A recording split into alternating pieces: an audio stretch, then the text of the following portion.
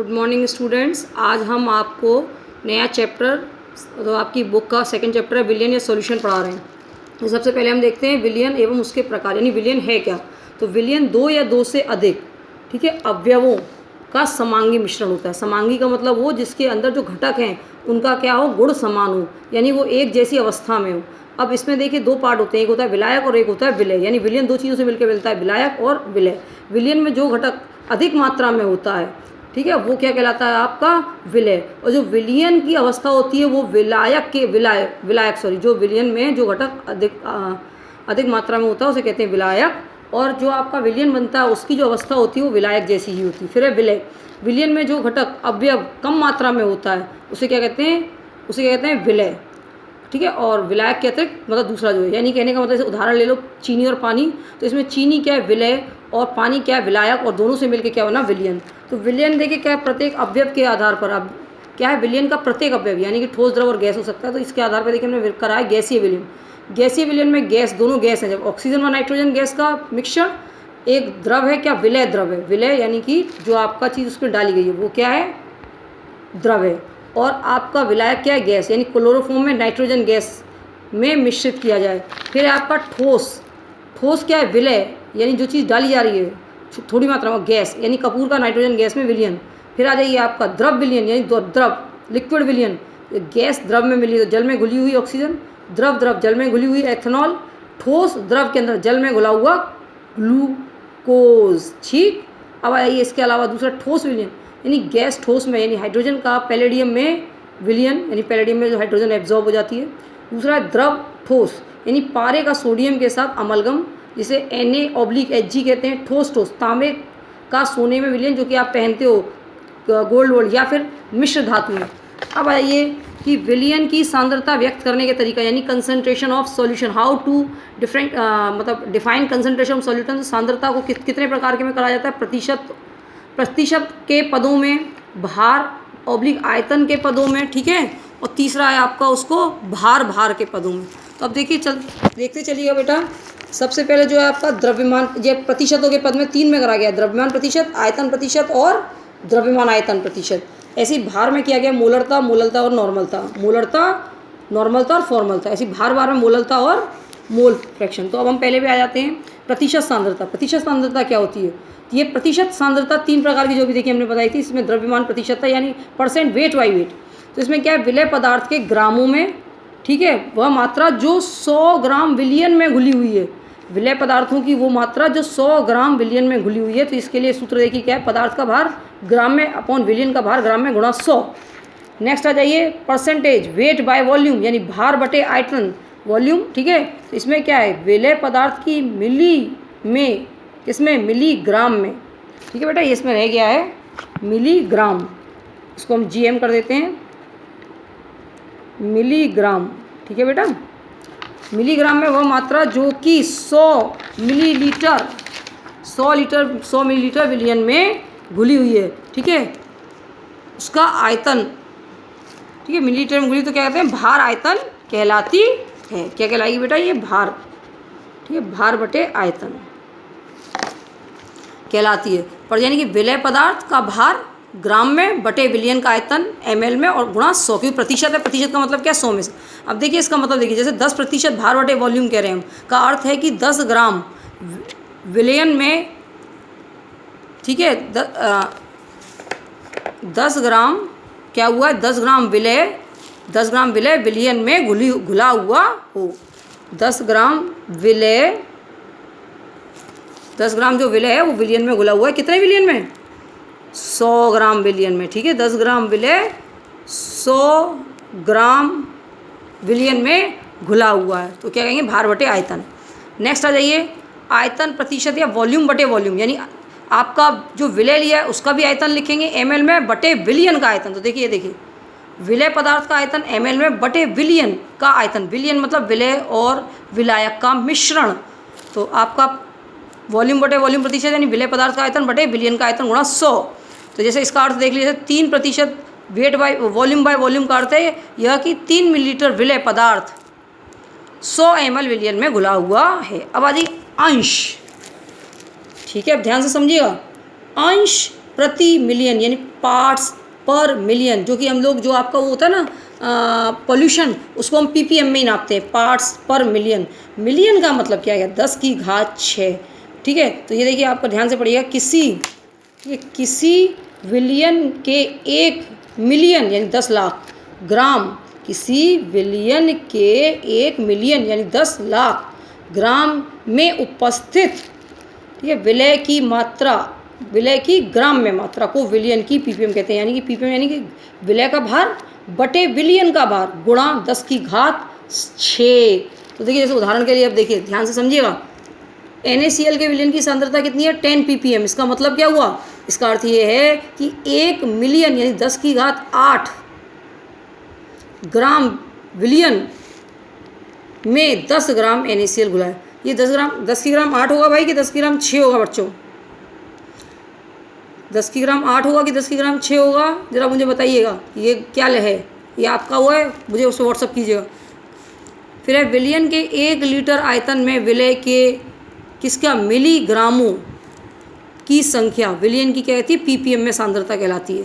तो ये ppm में सांद्रता यानी विलय का भार मिली में और विलियन का आयतन लीटर में, विलय का भार ml में और विलियन का आयतन लीटर में भी ppm कहलाता है। अब आइए अंश प्रति बिलियन, वो क्या था? मिलियन। ये क्या है? बिलियन। मिलियन यानी 10⁻⁶, बिलियन मतलब 10⁻⁹। यह विलय के अंशों की वह मात्रा है जो विलियन के 10 की घात 9 अंश में घुली है। यानी विलय के अंशों का द्रव्यमान बटे विलियन का कुल द्रव्यमान इंटू 10 की घात 9। तो बेटा यहाँ क्या होना चाहिए? यहाँ क्या होना चाहिए? यहाँ होगा 10 की घात। ठीक है, और एक ग्राम प्रति लीटर में सांद्रता अर्थात शक्ति, यानी ग्राम प्रति लीटर में सांद्रता जो होती है किसी विलियन के 1 लीटर या 1 डेसीमीटर क्यूब आयतन में पदार्थों की जितनी मात्रा घुली होती है किसमें? ग्राम में, उसे उस विलियन की शक्ति कहते हैं। इसका मात्रक ग्राम प्रति लीटर या ग्राम प्रति डेसीमीटर क्यूब होता है। तो शक्ति यानी ऐसे डिनोट करते हैं, विलय का द्रव्यमान ग्राम में बटे विलियन का आयतन लीटर में, यानी ग्राम प्रति लीटर। सांद्रता की जो इकाई होती है, जो को आपको आगे बहुत काम आएगी, ध्यान समझिएगा। फिर आ जाइए भार बटे आयतन। हमने 3 जगह देखा था ना, क्या क्या देखा था? सबसे पहले क्या था? देखिए आपको हमने यहाँ पे दिखाया था, सबसे पहले क्या था? प्रतिशतों में, फिर भार बटे आयतन, फिर तीसरा क्या था? भार बटे भार। तो अब हम दूसरे वाले पे आ गए, किस पे? भार बटे आयतन या ग्राम प्रति लीटर, वेट बाय लीटर और या वेट बाय वॉल्यूम और ग्राम प्रति लीटर सांद्रता। तो ये भी 3 प्रकार में बांटी गई है। 3 प्रकार में सबसे पहले नॉर्मल था, विलियन के प्रति लीटर में, विलियन के प्रति लीटर यानी 1 लीटर में उपस्थित विलय के ग्राम तुल्यांकों, क्या? ग्राम तुल्यांकों या तुल्यांकी भार की संख्या उसकी नॉर्मलता कहलाती है, जिसकी इकाई क्या है? ग्राम तुल्यांक पर लीटर। ग्राम तुल्यांक तो नॉर्मलता क्या है? विलय के ग्राम तुल्यांकों की संख्या बटे विलियन का आयतन। अगर ये ml में है तो 1000 करेंगे ऊपर, अगर लीटर में तो 1000 की जरूरत नहीं है। देखिए वही दे रखा है, विलय के भार, विलय का भार बटे विलय का ग्राम तुल्यांकी भार। अब विलय का ग्राम तुल्यांकी भार कैसे निकालते हैं? तो देखिए अम्ल के लिए ग्राम तुल्यांकी भार होता है अम्ल का अणुभार बटे उसमें से जितने हाइड्रोजन हट सकते हैं। क्षार के लिए उसका तुल्यांकी भार होता है क्षार का अणुभार बटे उसमें से जितने OH हट सकते हैं।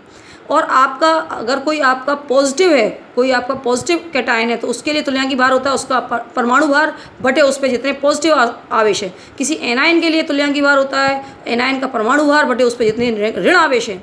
और अगर किसी रिएक्शन में किसी पर्टिकुलर तत्व के लिए कहते हैं तो उस तत्व का परमाणु भार बटे उसके ऑक्सीकरण संख्या में जितनी चेंज आएगा वो सारे क्या होते हैं? तुल्यांकी भार। ठीक है बेटा, तो ये तुल्यांकी भार की परिभाषा है। तो अब ये देखिए यहाँ क्या था? विलय का भार बटे विलय का तुल्यांकी भार करो विलियन का आयतन लीटर में। तो या फिर आप ये विलय के मिली तुल्यांकों की संख्या, मिली तुल्यांकों की संख्या, तो विलियन भी किस में होगा? मिली में, आयतन में होगा। ठीक है, यानी नॉर्मलता बराबर विलय के प्रतिशत, प्रतिशत क्या होता है? ग्राम बटे परमाणु भार, यही होता है या भाई ग्राम बटे 100, एक उसमें 100 ml में। तो ये क्या है आपका? विलय के प्रतिशत बटे विलय के ग्राम तुल्यांकों का भार गुणा 10। तो नीचे जो 100 होगा ऊपर 1000 होगा तो कट गया, 10 ही बचा। और ये ध्यान से देखिएगा, नॉर्मलता ताप के साथ परिवर्तित होती है। ठीक है बेटा, नॉर्मलता जो है ताप के साथ क्या होती है? परिवर्तित होती है। अब आ जाइए देखते हैं विलियन की शक्ति ग्राम प्रति लीटर में तथा नॉर्मलता में संबंध, यानी relation between strength of solution and normality. तो स्ट्रेंथ क्या है? ग्राम प्रति लीटर, और जबकि आपका ये क्या है? ग्राम तुल्यांकी भार इंटू लीटर।